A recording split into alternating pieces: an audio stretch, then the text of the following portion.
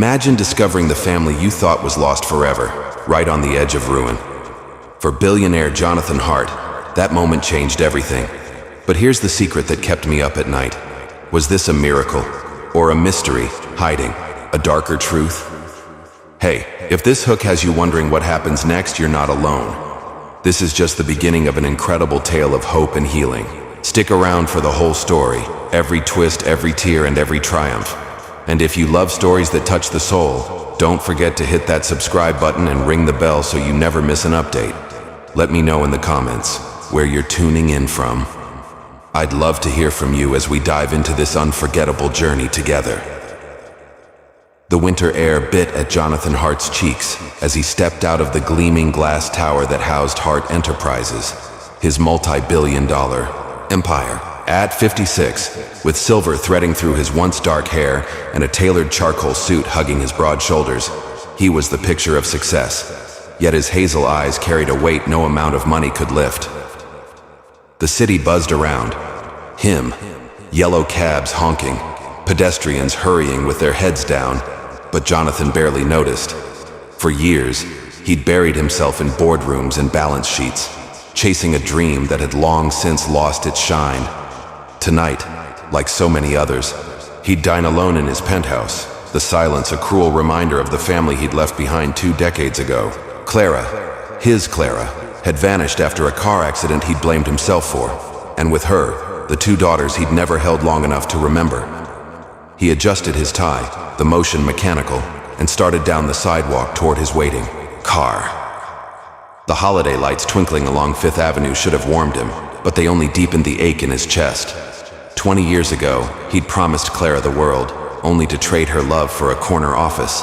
The guilt had faded into a dull hum over time, but tonight it roared back with a vengeance. Perhaps it was the season, or the memory of Clara's soft laughter echoing in his mind. But something pulled him to linger on the bustling street, a nagging sense that fate had one last card to play. That's when he saw her. She sat on a tattered blanket near the curb, her worn coat barely shielding her from the cold. 2 little girls huddled close, their small hands clutching a cardboard sign that read, "Anything helps." The woman's face was gaunt, her brown hair streaked with gray, but it was her eyes, those deep, soulful eyes, that stopped Jonathan in his tracks. They were the same eyes he'd gazed into on their wedding day, the same eyes that had begged him to stay before he walked out the door for the last time. His breath caught, a sharp inhale that felt like a knife twisting in his ribs. Could it be? After all these years, could Clara Bennett, his Clara, be alive, reduced to this? The older girl, perhaps 12, with a face that mirrored his own youthful features, looked up at him with a curious tilt of her head. The younger one, no more than 10, clung to the woman's arm, her dark curls bouncing as she shivered. Jonathan's heart pounded, a frantic rhythm he hadn't felt since his early days as a struggling entrepreneur. He took a step closer, his polished leather shoes crunching against the icy pavement, and the woman's gaze met his. For a moment, time seemed to freeze. Her expression flickered with recognition, then hardened into something unreadable. Pain? Anger? Hope? He couldn't tell. "Excuse me," he managed, his voice hoarse despite years of commanding boardrooms. I think I know you." The woman, Clara, if his heart wasn't deceiving him, stiffened. She pulled the girls closer, her hands trembling as she whispered something to them. The older girl's eyes widened, darting between her mother and this stranger in a suit. "Mama?" she murmured, her voice soft but laced with confusion. Jonathan's mind raced. The accident had been a blur. Police reports, a mangled car, and the devastating news that Clara hadn't survived. He'd been in Tokyo, mid-negotiation for a deal that would define his career, when the hospital called with a garbled message, later confirmed by a rushed police update he'd accepted without question, trusting the system over his instincts. He'd mourned her, buried his grief in work, and let the years erase the details. But now, seeing her alive, her face etched with hardship, he felt the ground shift beneath him. Those girls, could they be his? The thought was a wildfire, igniting memories he'd suppressed, The ultrasound photos Clara had shown him, the names they'd whispered in the dark, Lily and Rose. "I'm sorry," he said, stepping back, his hands raised as if to ward off the truth. "I didn't mean to." His words trailed off, inadequate against the storm of emotions crashing through him. Clara's eyes softened for a fleeting second, a glimmer of the woman he'd loved. But then she turned away, shielding her daughters as if he were a threat. Panic surged. He couldn't leave. Not now, not like this. But what could he say? How could he explain the years of absence, the wealth he'd amassed while they suffered? His chest tightened, and without another word, he turned and strode away, his mind a whirlwind. The image of Clara's face burned into his soul, a silent accusation he couldn't escape. Back in his car, the leather seat cool against his back, Jonathan stared out at the city lights blurring past. He pulled out his phone and dialed his most trusted aide, Margaret, a no-nonsense woman in her 60s who'd been with him since the beginning. "Margaret," he said, his voice steady despite the tremor in his hands. "I need you to find someone for me, discreetly. A woman named Clara Bennett, and 2 girls, Lily and Rose. Start with the streets near 5th and 42nd. Margaret paused, sensing the urgency. "Sir, are you all right?" "No," he admitted, the words slipping out before he could stop it. "But I will be. Just find them." As the call ended, Jonathan leaned back, his mind replaying that moment of recognition. He didn't know what tomorrow would bring, but for the first time in years, he felt a spark of purpose. Whatever it took, he would uncover the truth, and maybe, just maybe, find a way to make amends. The road ahead was uncertain, but the glimmer of a forgotten past had ignited something he thought he'd lost forever. Hope. Jonathan Hart barely slept that night. The penthouse, with its floor-to-ceiling windows overlooking Manhattan's glittering skyline, felt more like a gilded cage than ever. The memory of Serafina, her frail figure, those haunting eyes, looped in his mind, a relentless reel of guilt and wonder. He paced the hardwood floors, the faint creak beneath his steps a stark contrast to the silence that had defined his life for 2 decades. The call to Margaret had been a desperate move, a lifeline thrown into the abyss of his past. Now, as dawn painted the sky in soft hues of pink and gold, his phone buzzed with her report. "Mr. Hart." Margaret's voice crackled through the line, steady as always despite the early hour. "I've got preliminary findings. The woman you described matches a Clara Bennett now going by Serafina Bennett. She's been living on the streets for the past 5 years, with 2 daughters, Lily and Rose, aged 12 and 10. No official records of their whereabouts before that, but there's a gap after a car accident in 2005. Police reports list her as presumed deceased." Jonathan's grip tightened on the phone, his breath shallow. "Presumed deceased? How?" Margaret hesitated, a rare break in her composure. "The vehicle was totaled, and she was unaccounted for after the rescue. Witnesses assumed the worst. But here's the kicker. A social worker's note from a shelter mentions her regaining consciousness days later with partial amnesia. She couldn't recall her identity or family. Over time, she pieced together fragments.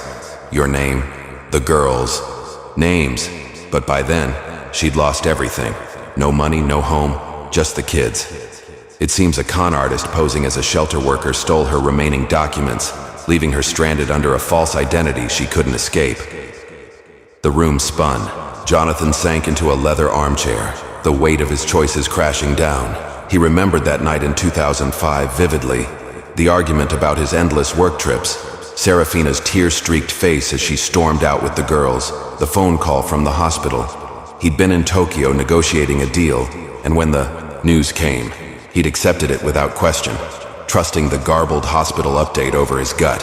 The funeral had been a blur, a closed casket because no body was recovered.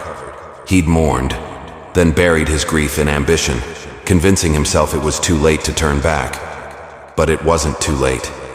She was alive. His daughters were alive. "Margaret, I need more," he said, his voice rough with emotion. "Find out how they survived, every detail, and keep this quiet, no press, no leaks."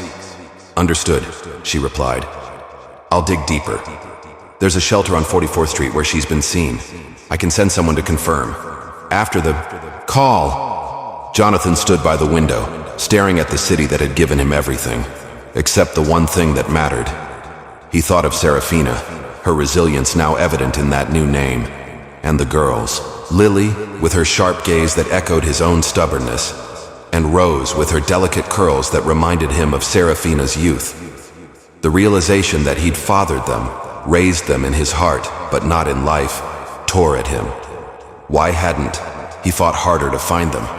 The question gnawed, a bitter truth he couldn't escape, exacerbated by the knowledge that a fraud had kept her hidden from him all these years.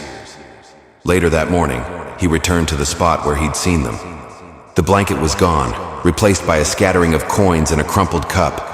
A passerby, an older man in a worn overcoat, noticed his distress. "Looking for the lady with the kids?" the man asked, his voice gravelly but kind. "She's a good soul, always shares what little she gets." They moved to the alley by the deli, colder there but safer. Jonathan nodded, slipping a $20 bill into the man's hand. "Thank you," he murmured, his throat tight. He followed the directions, his heart pounding as he turned the corner. There she was, Serafina, huddled with the girls under a makeshift tarp. Lily was braiding Rose's hair, her small fingers deft despite the chill, while Serafina murmured a story, her voice a soft melody against the city's hum. He watched from a distance, hidden by the shadow of a dumpster, his chest aching with a mix of love and shame. Lily's head snapped up, her eyes locking onto his. "Mama, that man's back," she whispered, her tone a mix of curiosity and caution. Serafina turned, and their gazes met again. This time, there was no mistaking the flicker of recognition, followed by a wall of guardedness. She stood, pulling the girls behind her, her posture protective, yet weary. "Stay away," she said, her voice low but firm. "We don't need your pity." Jonathan raised his hands, stepping into the light. "Serafina, please. I'm not here to hurt you. I think those girls might be mine." The words hung, heavy, a confession that felt both liberating and terrifying. Her eyes widened, then narrowed. "You don't get to claim them after 20 years, she said, her voice cracking with pain. "You left us. I survived. For them. Don't think money or apologies can fix that." The rejection stung, but he nodded, understanding the depth of her hurt. "I won't push," he said softly. "But I want to help. Let me prove it. No strings, just let me try." Rose peeked out from behind her mother, her big eyes glistening. "Mama, he looks sad," she whispered, her innocence, a fragile bridge between them. Serafina's resolve wavered, her hand tightening on Rose's shoulder. For a moment, Jonathan thought she might soften, but then she turned away, leading the girls deeper into the alley. He stood there, the cold seeping into his bones, his mind racing. He couldn't force his way back into their lives, but he couldn't walk away either. That night he sat with a glass of whiskey, the amber liquid untouched as he stared at old photos. Serafina laughing in a sunlit park, her belly rounded with their first child. The love they'd shared had been real, buried under his ambition. Now, with Serafina and the girls alive, he saw a chance for redemption. He'd hire the best investigators, offer support anonymously if needed. But one thing was certain. He wouldn't rest until he understood the silent years that had stolen his family and found a way to bring them home. The alleyway lingered in Serafina Bennett's dreams that night, a cold, shadowed place where the past and present collided. At 50, her body bore the scars of hardship, knotted hands, a stoop from years of carrying her daughter's hopes. But her spirit remained a quiet flame, fueled by the love she held for Lily and Rose. As dawn broke, casting a pale light over their makeshift shelter, she woke to the sound of Rose's soft breathing and Lily's determined rustling as she packed their few belongings. Serafina's heart clenched. 20 years ago, she'd been a different woman, full of dreams, married to a man who promised her the world.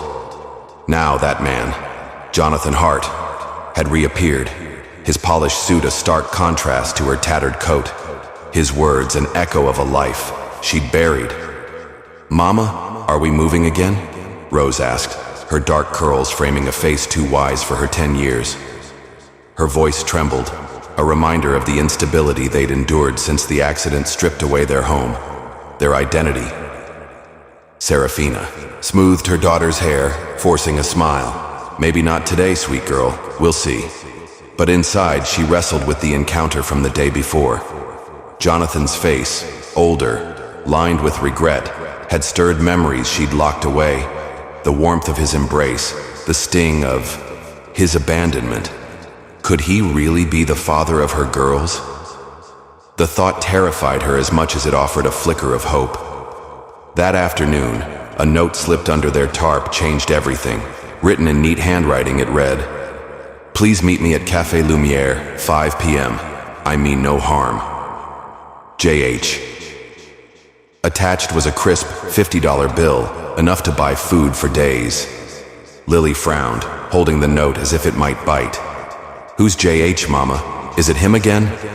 Serafina's pulse quickened. She wanted to tear the note up, to shield her daughters from the man who'd walked away when they needed him most. But the girls' hungry eyes and the weight of their struggle softened her resolve. "Let's go," she said at last. "But we leave if it feels wrong, and I'll set my own terms if he's serious." At 5 p.m., the warm glow of Café Lumière enveloped them as they stepped inside. The aroma of freshly brewed coffee and baked bread filled the air, a luxury Serafina hadn't known in years. Jonathan sat at a corner table, his suit exchanged for a simpler sweater and slacks, an attempt to bridge the gap between their worlds. He stood as they approached, his hands trembling slightly. "Thank you for coming," he said, his voice low, respectful. I ordered hot chocolate for the girls." Rose's eyes lit up, but Lily crossed her arms, her protective stance mirroring Serafina's own wariness. Serafina sat, pulling the girls close. "Why are we here, Jonathan?" she asked, her tone guarded. "After 20 years, what do you want?" Jonathan took a deep breath, his gaze dropping to the table. "I want to understand. I thought you were gone. After the accident, they told me you didn't make it. I failed you, Serafina. I failed our girls. But seeing you yesterday, it's a chance I didn't think I'd get."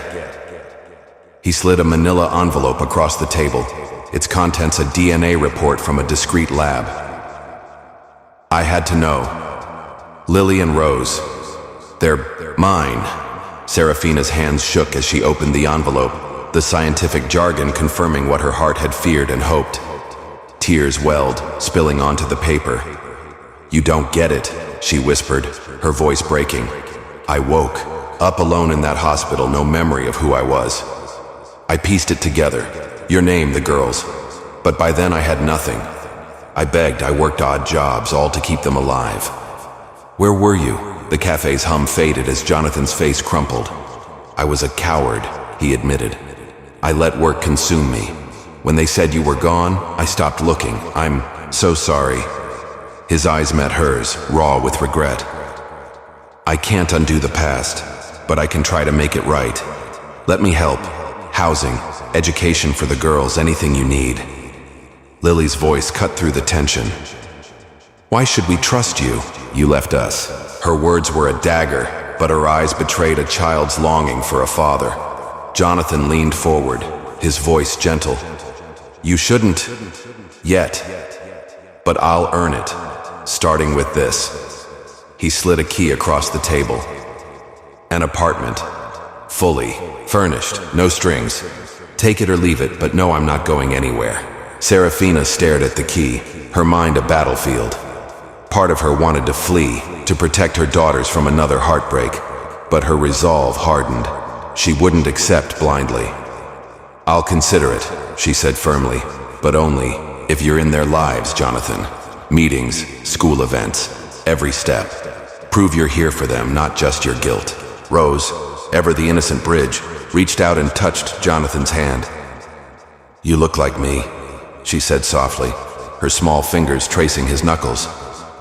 "Are you really our daddy?" The question hung in the air, a fragile olive branch. Jonathan's eyes glistened as he nodded. I am if you'll let me be. He turned to Serafina, his expression pleading. Please, give me a chance to know them, to know you again. Tears streamed down Serafina's face, a mix of anger and longing. It's not that simple, she said. Sorry doesn't erase the cold nights, the hunger. You'll have to prove it, through actions, not words. I will, Jonathan promised, his voice steady. Whatever it takes. The moment stretched, the cafe's warmth wrapping around them like a tentative embrace. Serafina pocketed the key, her decision unspoken but heavy with possibility. As they left, Rose slipped her hand into Jonathan's, a small gesture that broke the ice. Lily lagged behind, her trust harder won, but even she glanced back, curiosity flickering in her eyes. For Serafina, the road ahead was uncertain, but for the first time in years, she felt the stirrings of hope, a chance to heal, not just for her daughters, but for the woman she'd become. And for Jonathan, it was the beginning of a redemption he'd never dared dream possible. The apartment key felt like a foreign object in Serafina Bennett's hand as she stood outside the sleek building on the Upper West Side. The brick facade, adorned with ivy and warm lights, was a world apart from the alleys she'd called home. Lily and Rose clung to her sides, their wide eyes taking in the doorman's polite nod and the polished lobby. Jonathan had kept his promise, delivering the address with a handwritten note. No pressure. It's yours if you want it. J.H. The gesture was simple, yet it carried the weight of a man trying to rewrite his past. Serafina's heart wavered between suspicion and a fragile hope she hadn't allowed herself in years.